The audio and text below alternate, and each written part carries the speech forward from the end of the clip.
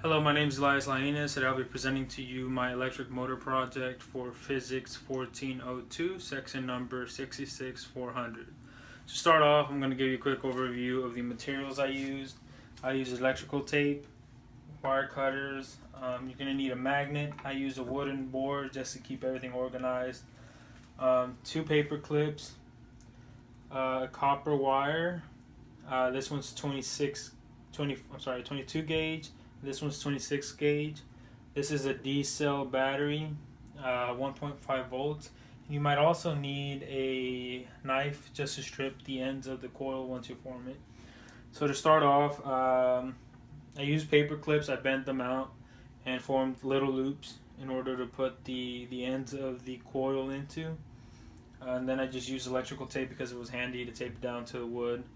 As far as forming the battery, I used the 22 gauge electrical wire connected to the negative and the positive terminals, and then I used the alligator tips to connect them to the actual paper clips. Made it a lot easier. Whenever you're forming the coil itself, I used a AA battery to make the circle, the coil itself, a lot more cleaner. And then I left about an inch or two on the sides, and I stripped those, like I said, with the knife. And now I'm gonna show you how it works once it's all set up. But before I do that, let me explain to you how this mechanism works.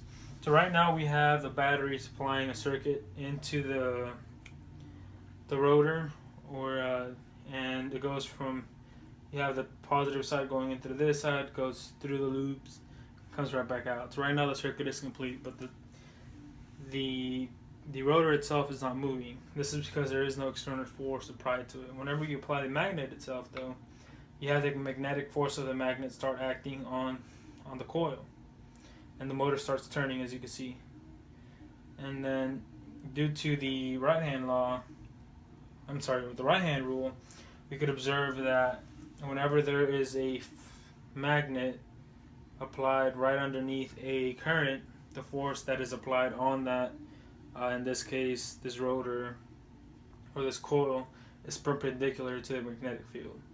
So I'm gonna give it a little touch just so it could get going, and there we go. It starts rotating continuously, and this just shows that the force applied on the coil itself or the rotor is perpendicular to that of the magnetic field.